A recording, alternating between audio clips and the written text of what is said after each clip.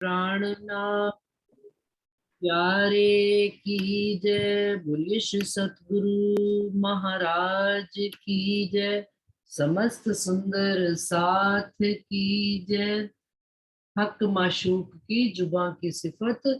तो इसमें चल रही थी, बहुत सुख हक तन में, जाहिर करे हक नैन, सब पूरा सुख तब पाइए जब कहे रसना मुख मैन। कि धनी के सब अंगों में, धनी के तनों में, सब में इश्क ही इश्क है, सुख ही सुख है।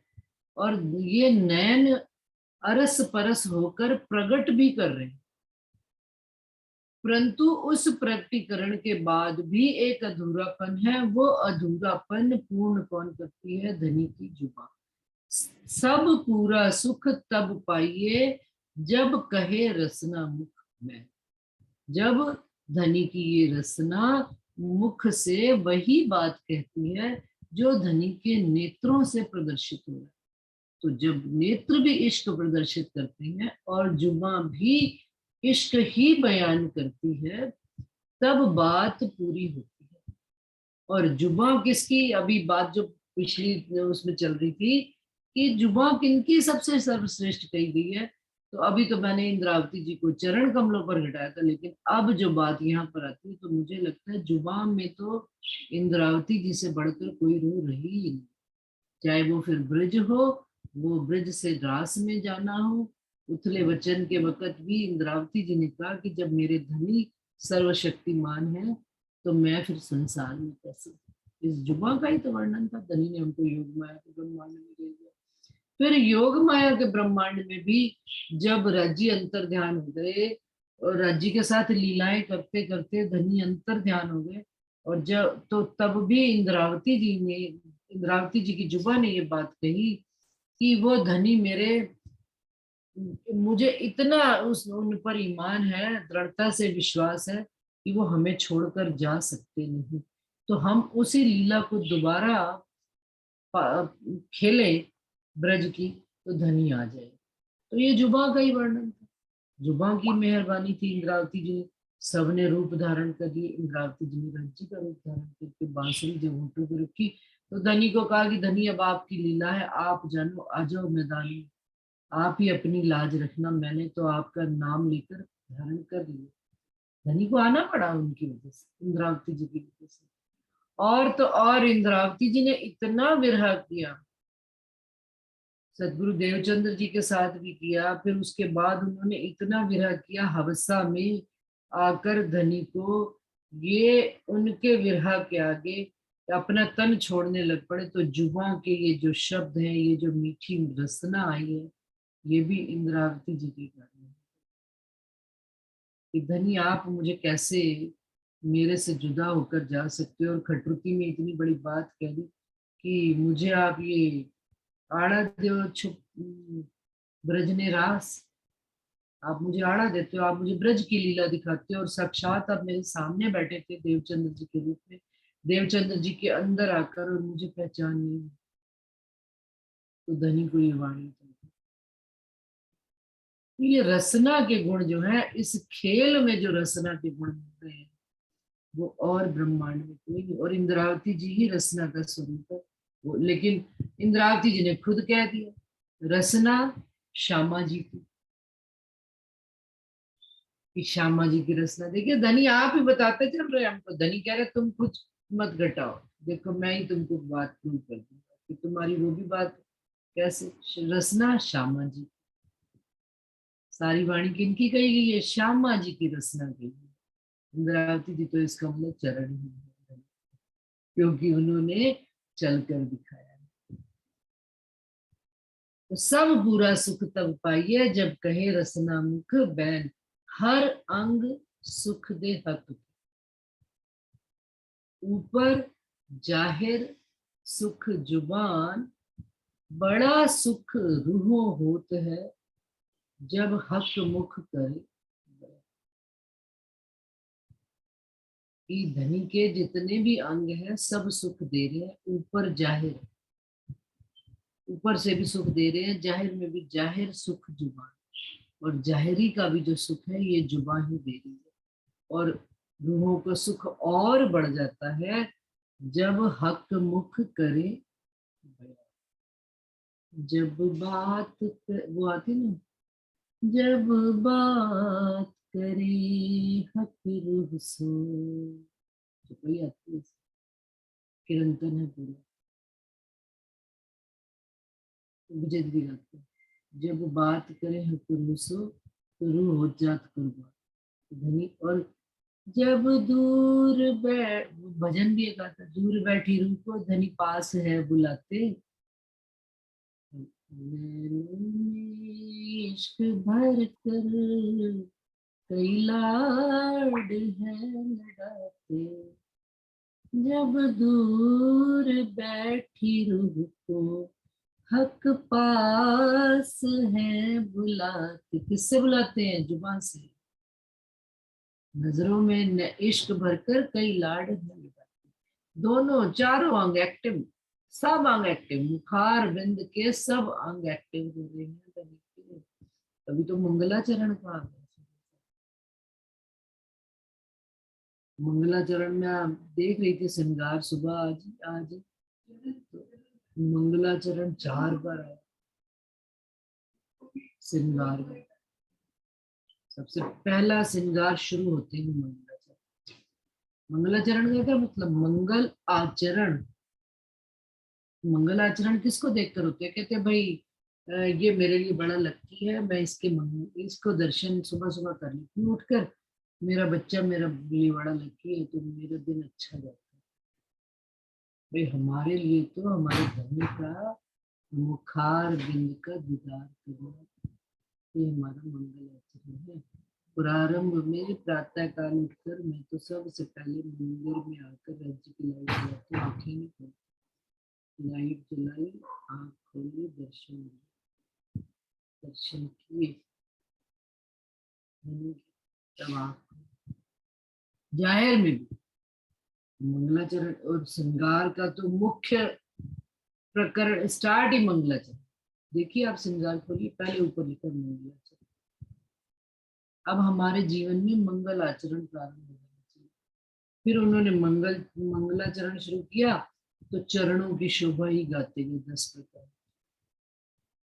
फिर खब्बे कंठ मुखार बिंद की शोभा में पहले मंगलाचरण कि धनी का मुख का भी दीदार करना मंगल आचरण है।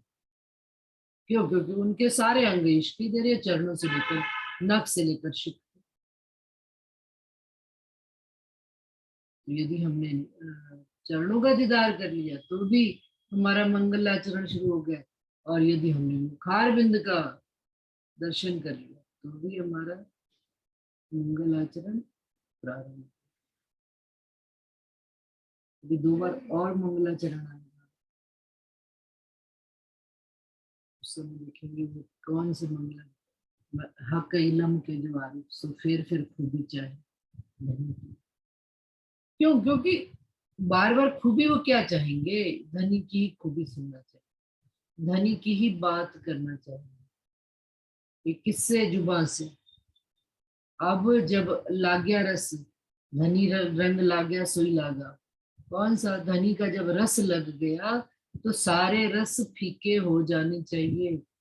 आम का रस, फलों का रस, मीठे का रस, खट्टे का रस, सब रस फीके। जुबान कौन सा रस सबसे मीठा?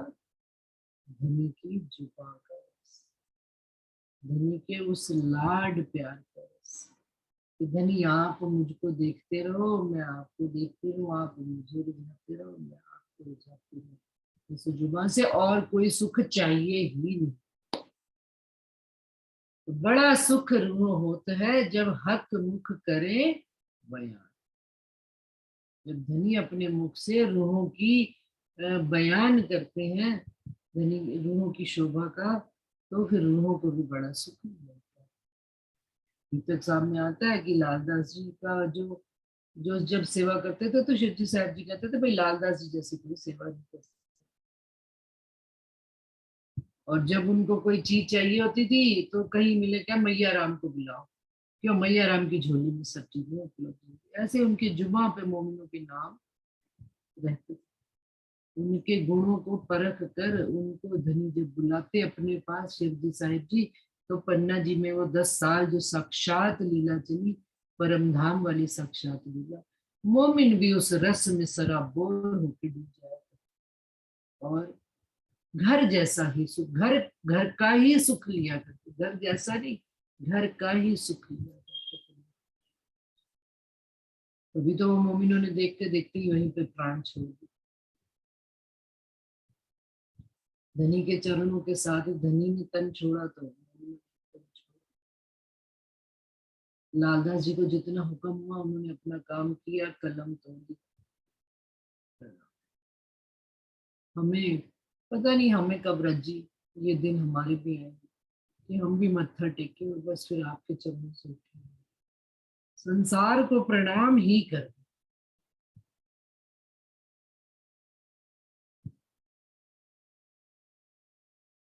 जाहिर में भी बातून में भी सब तरह से प्रणाम। बस पिया पिया तू ही रह जा, धनी धनी रह। इतना इस जुबान का वर्णन है कि सुंदर सा जी कहेंगे, लेकिन जुबान का वर्णन, जो बात कहनी, कौन बोल रहे हैं सुंदर सा जी?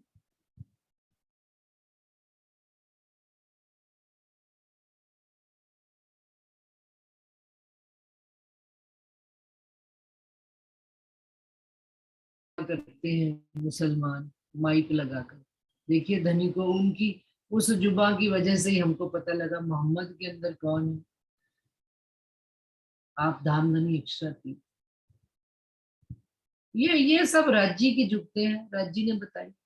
कितने शिरजी साहिब जी प्रसन्न हो गए, अरे ला इलाहा इल्लल्लाह मोहम्मद रसूल अल्लाह कौन पढ़ रहा है, ये तो मेरे घर की बात है। शिरजी साहिब जी कहते इतने प्रसन्न हो गए कि उस खुशी में ही बिस्तर से 2-3 मिनट, उस खुशी में मगन कि मेरे धनी की बात कैसे मैं संसार में, भाई दिल में आती होगी कि संसार में कैसे बताए। तो धनी ने उनको वो ला इलाहा इल्लल्लाह सुना, जुबान की तो सिफत।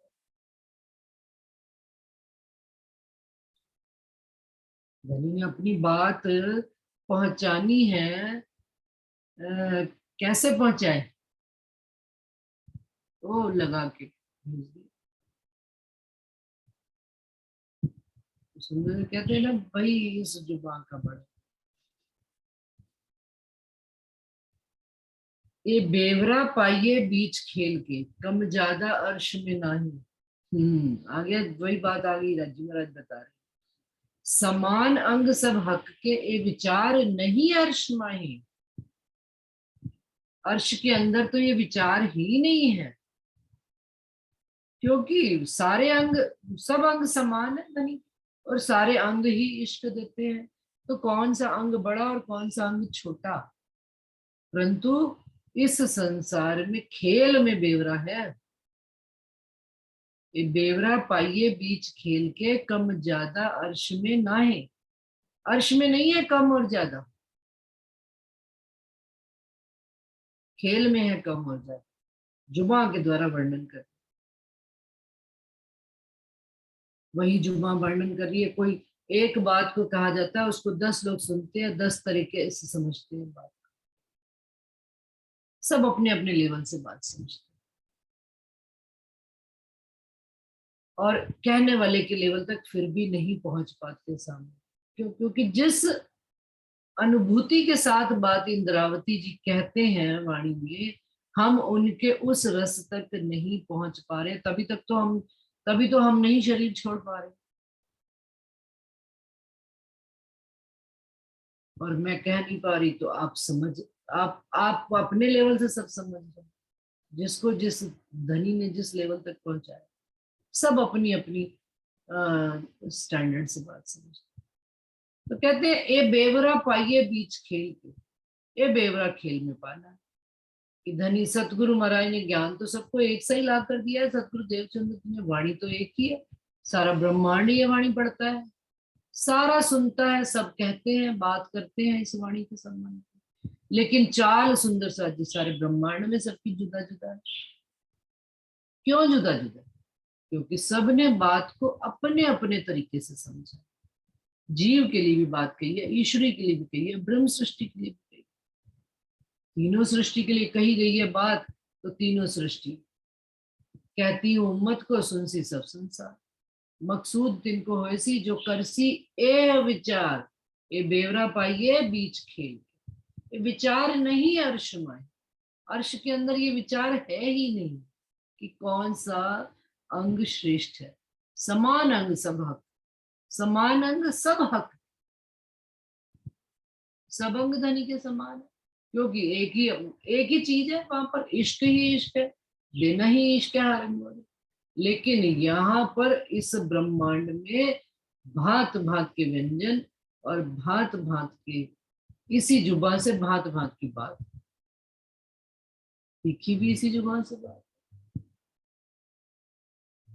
छत्रसाल जी ने कह दिया था ना, शिरडी साहब जी ने उनको कहा कि ओ बाबा आगे आ जाओ, बाबा जी राम राम, तो आगे आ जाओ। तो क्या हम, छत्रसाल जी ने कहा मैं तो भाई, मैं जिनका चाकर हूँ, मैं सबके पास नहीं आता। चाकर का क्या मतलब, मैं चाकर हूँ किसका?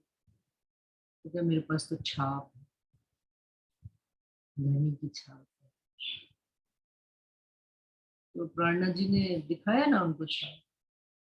और 3 साल तक प्राणनाथ जी बोले नहीं उनसे कि सेवा कौन करता है। पन्ना जी ने रहकर नहीं खोली ना जुबान, अपने आप समझने दिया छत्रसाल कि वो जब रह कर साथ में, तो घर जाकर छत्रसाल जी कितना रोए कि कैसे सेवा करूं मैंने पूछा ही नहीं धनी से। और मेरे को आपने कितना संसार में वो कर दिया कि भाई मेरे पास तो न धन है न संपत्ति, मैं कैसे सेवा करूं। सेवा भी, ये जुबान सेवा भी कर रही है समझे।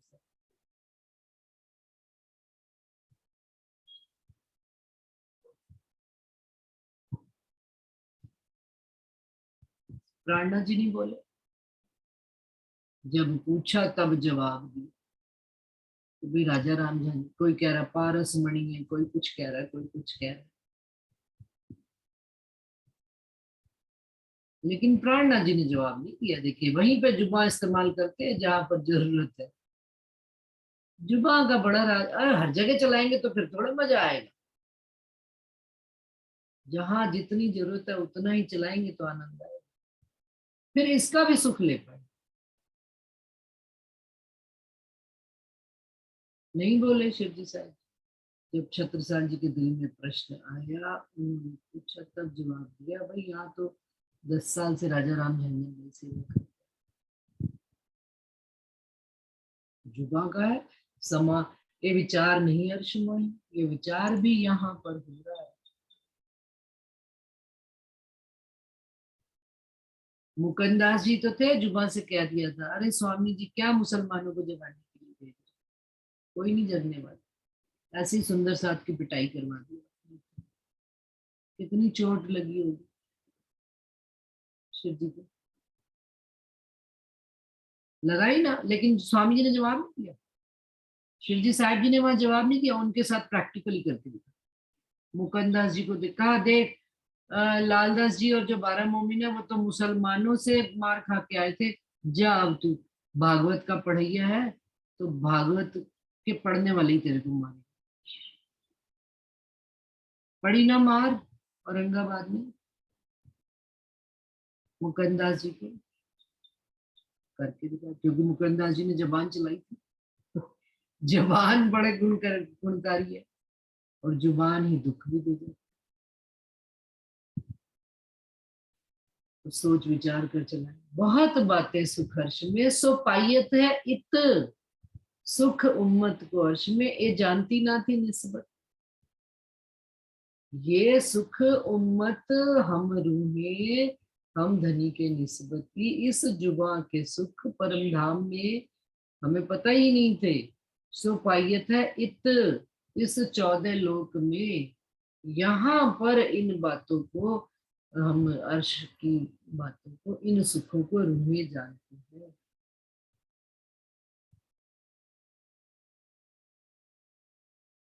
सुख जाने न हक पातशाही, सुख जाने न हक इश्क, सुख जाने न रूहे लाड के, तो इत इलम दिया बेशक।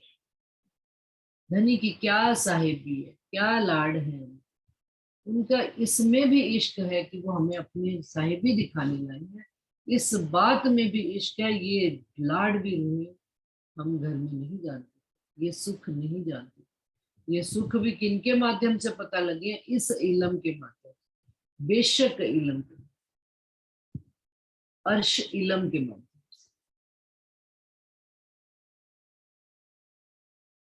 ये इलम इंद्रावती जी की जुबान से आया है, यहाँ पर आवेश से उतरा है।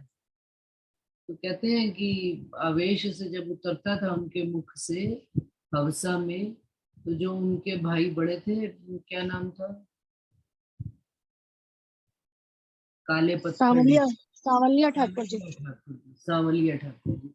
इन शब्दों को ही तो सुनकर काले पत्थर डिग उठते। जो सांवलिया ठाकुर, जो कभी उनकी भाई को कभी इस लायक समझा, इनका सारी जिंदगी घर परिवार में भी उनको डांटते रहते थे, उन्होंने, वो भी प्राणनाथ जी के इस विरह को, और इस जब वाणी उतरनी शुरू हुई उनके मुखार में से, तो वो भी, उनका भी हृदय पसीज गया। तो ये इस बेशक इलम की खूबी है, सुंदर सा, ये जुबा की खूबी है। श्यामा जी की रचना है, बड़ी मीठी है, बड़ी प्यारी है। तो हक अंग सुख खेल में बेवरा करत हुक्म, अजू न आवे नजरों स्वरूप, ना तो क्यों बरनवाई खसे। हक अंग सुख खेल, रज्जी महाराज के अंगों के सुख भी इस खेल में। ये कौन बेवरा कर रहा है? अब देखिए, धीरे धीरे देखिए, वापस इस जुबा की वजह से क्या आ रहा है, इलम आ रहा है। इलम को वर्णन कौन कर रहा है, हुक्म के माध्यम से। क्यों, अजू न आवे नजरों स्वरूप, इतनी बात समझने के बावजूद भी धनी का स्वरूप नजरों में नहीं आता।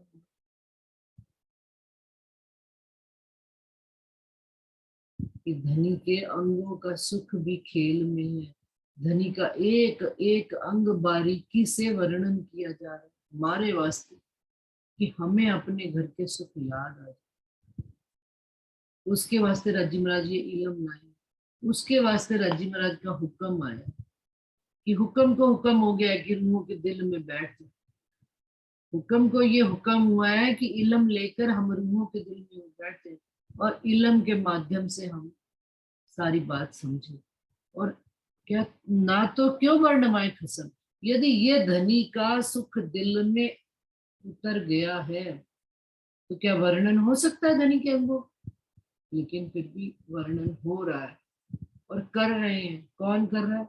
ये धनी का हुक्म ही बेवरा हमसे खेल के बीच में कर रहा है, और हमारी हंसी का भी कारण बन गया कि मोमिनो देखो, राजी महाराज ने हुक्म से अपने इस इलम का एक एक जर्रा जर्रा इंद्रावती जी कह रहे हैं कि वर्णन करवाते चले जा रहे हैं।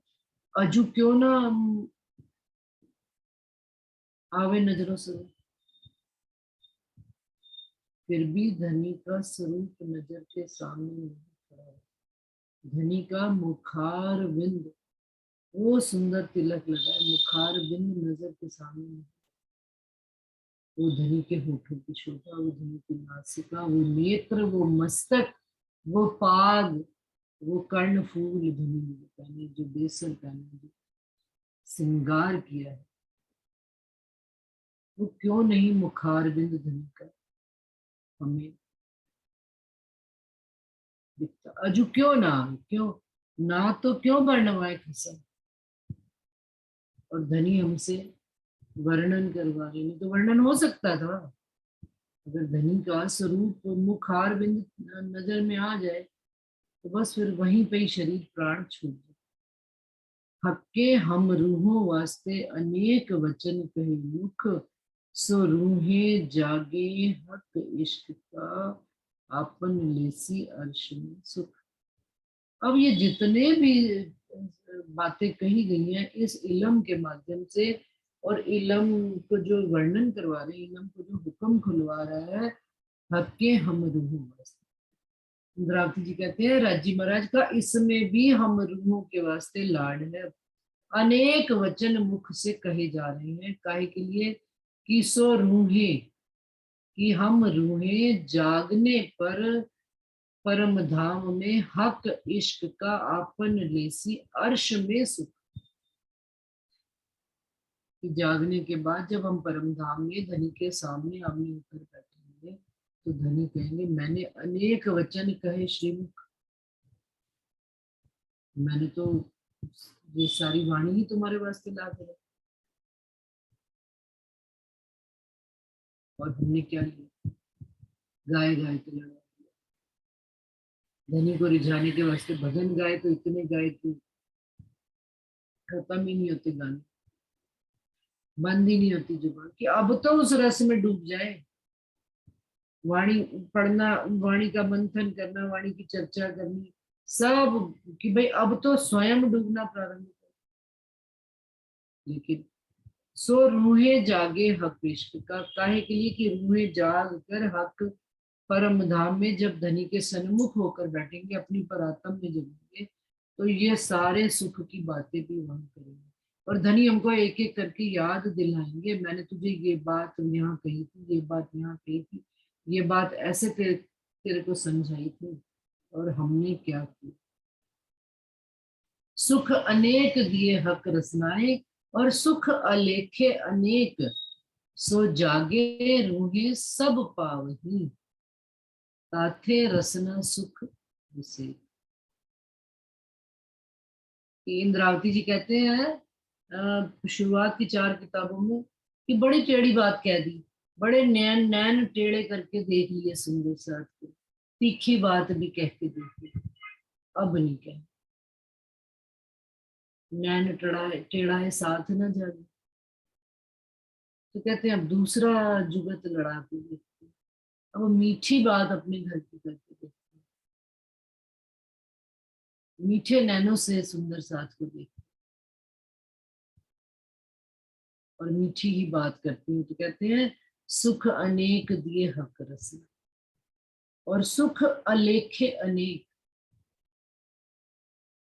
ना गिनती में आने वाले सुख दिए इस जुबां के, सो जागे रूहें सब पावनी, ताथे रसना सुख विषय। जो जाग गई है रूहें वो इन सुखों को जानती है। क्या जानती है कि अब कभी तो सतगुरु महाराज सामने आकर कोई एक बात कहती, ये जागृत रूह कह पाती है, सब नहीं कह पाती। नहीं तो जिनको समझ ही नहीं वो कहते हैं मैं तो भैया हम तो नहीं जाते पास, क्यों, क्योंकि भाई वो ऐसी तीखी बात कहते हैं। अरे भाई उनको क्या स्वाद है आपसे, क्या स्वाद, किसी को हमसे क्या स्वाद। याद करते हैं कि नहीं इंद्रावती जी सिंधी तक आके रोते कि हाय मेरे धनी धाम के, एक बार तो सामने आ जाए और एक बार तो वो मीठी बातें करो, एक बार तो तीखे बान सुना दो, एक बार तो।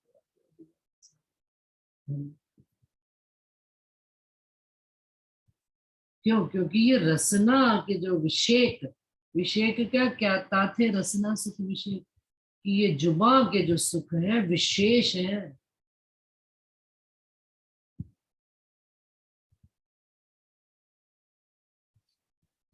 वो जुए चाहती, वो इंद्रावती जी चाहती, वो हम सब सुंदर साथ सुख चाहते। एक बार धनी सामने आकर बात करते, वाणी पढ़ते हैं, आनंद आता है, सब बातें हैं, लेकिन जो आमने सामने का कहे का और सुने का सुख है और दिल में लगने का दुख सुख है, दुख नहीं है सुख है, सुख है सुंदर सा। जो तीखी बात थी वो वही बात आज हमको यहाँ पर लाकर खड़ी करती है। याद करते हैं सरकार हमको जब आते थे ना घर में या कहीं आश्रम भी हम लोग जाते थे, तो प्रातः कालीन 3:30 बजे 4 बजे घर में आना, तो भी उन्होंने उठ जाना। अच्छा आश्रम में हमने जाना तब भी उठ जाना, क्योंकि उन्होंने तो उठना ही है और हमको भी सब सुंदर साथ को उन्होंने उठा दिया। अब जिसके घर में आए होंगे उनको भी उठना पड़ेगा 3:30 बजे 4 बजे। तो जाते हुए तो एक बात जरूर कहते कि संदेशा जी मैं माफी मांगता हूँ, साथ जी ऐसी मैं तुम्हारी गुनहगार भाई। एक भाई मैंने आके तुमको सुबह सुबह रोज जगाता हूँ परेशान, लेकिन आज वो जो जो वो उनकी वो समझते होंगे, और शायद उस समय मैं इस बात से भी इनकार नहीं करता कि हमारे जीव ने भी उस समय कहा होगा शरीर ने, अरे यार रोज सुबह उठना पड़ा, थोड़ी देर और से, लेकिन नहीं, घड़ी अलार्म दे दिया, अब आज आ गई,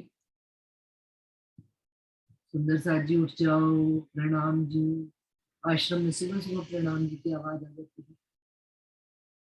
ऐसे ही सरकार सुबह सुबह घर में आते थे तो उठ जाते, आता होगा, मैं इनकार नहीं करती, थोड़ा सा सो जाए,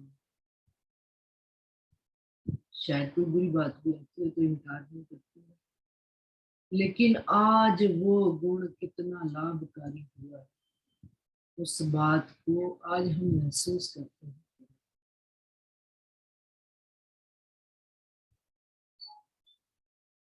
उसी प्रकार से जिस प्रकार से एक बच्चे को माँ रोज स्कूल तैयार करके भेजती है, वो बच्चा रोज मांगता है क्या मम्मा सोने दो ना थोड़ा सा और, आज नहीं जाना, आज नहीं जाना, माँ प्यार से इलाज के ये कर वो करके उसको स्कूल भेजती ही भेजती है।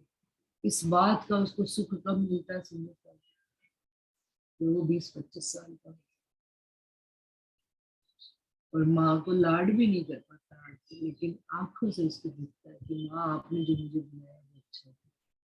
तो मैं अपने सतगुरु महाराज का हम किस मुख से शुक्राना अदा करें कि धनी जो आपने हमारे साथ जो मेहरबानियां करी, जो हमें नहीं पता था कि हमारा इसमें सुख है, हमारा इसमें लाभ है, आप हमारे साथ वो बेसाख्ता करते ही चले गए, वो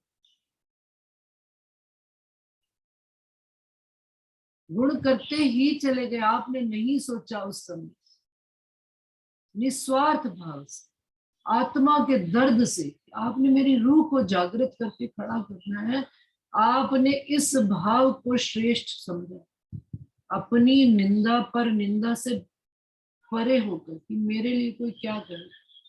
हम सोचते हैं ना किसी को कोई बात कहने से, यार यार इस बात में वो कहेगा इसको तो ज्यादा वो है, तो हम उसको वो बात नहीं कहते, लेकिन सतगुरु महाराज ने कभी नहीं सोचा, उन्होंने केवल और केवल हमारा भला सोचा, और आज हमें उन्होंने इस मंजिल पर पहुंचा। तो आज आज हम चाहे हम वापस उस काल में चले जाए तो नहीं जा सकते। याद किए हक रसिया आवत है और दिल में विरह भी आता है, वो समय नहीं लौटता, कभी नहीं कोई समय, गया वक्त कभी ना आया है। ये याद किए हक रसना विरहा,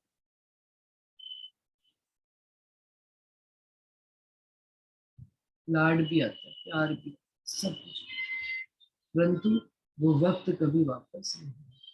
अब जब घर जाएंगे परम धाम में तो ये बात याद करेंगे, और तब धनी भी हमें याद करें। सो रूहे जागे हक इश्क का, अपन लेसी अर्श में सुख। अगली चुपड़ी, सुख अनेक दिए हक रसनाए, और सुख अलेखे अनेक, सो जागे रूहे सब पावही, ताथे रसना सुख विषेक। ये रसना का सुख है, सब चीजें भूल जाएंगी, शक्ल भूल जाएगी, लेकिन रसना नहीं भूलेगी समझ।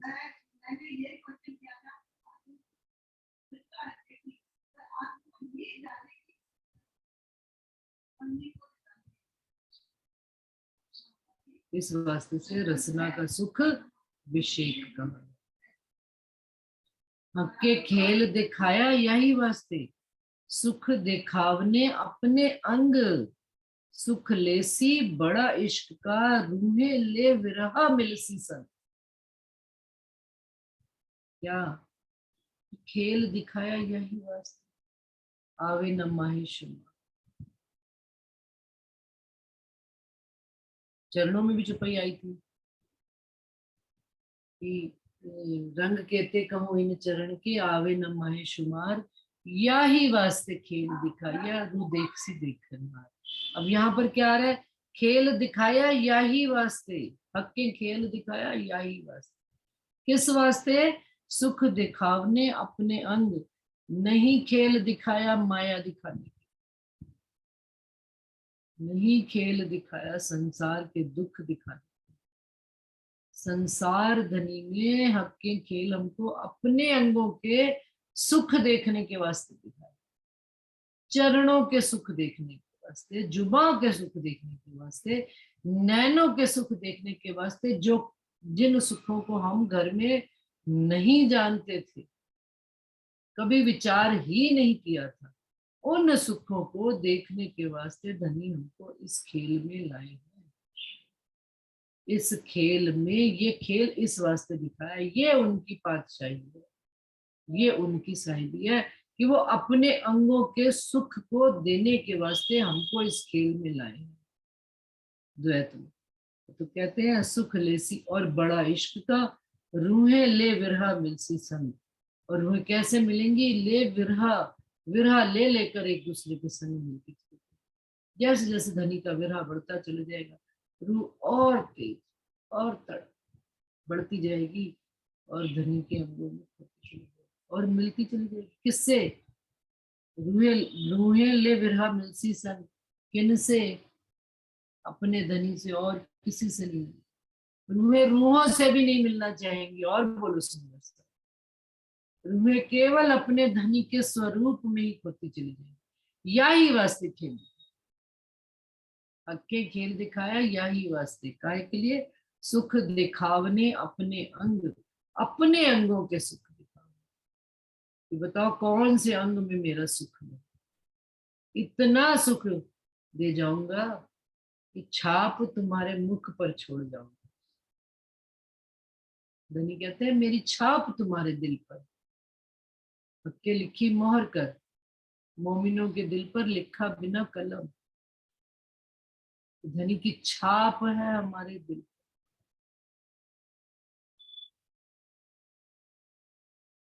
क्योंकि उनके अंगों से जब हम सुख लेंगे तो हमारे ऊपर उनकी छाप आ ही जाए, मोहर लगा दी उन्होंने।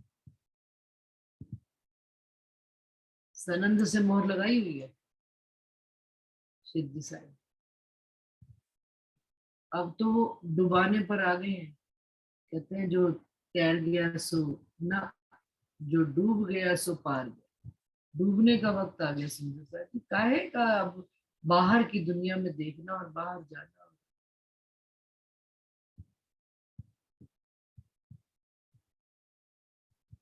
धनी ने चाहा तो धनी बाहर ले जाएंगे, धनी ने नहीं चाहा तो घर में बैठे रहे। उनकी याद, उनके विरह, उनके संग, उनके अंगी संगी, कौन अकेला, कैसा अकेला, धनी कैसे अकेले, विरह में भी आप और इश्क में भी आप ही आप हो, बस कुछ और ना आवे नजर।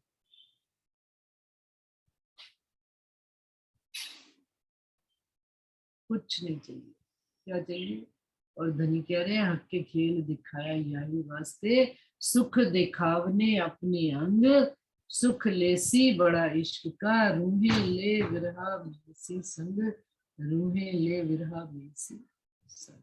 प्रणाम जी सुंदर साहब, समय समाप्त होता है मीटिंग।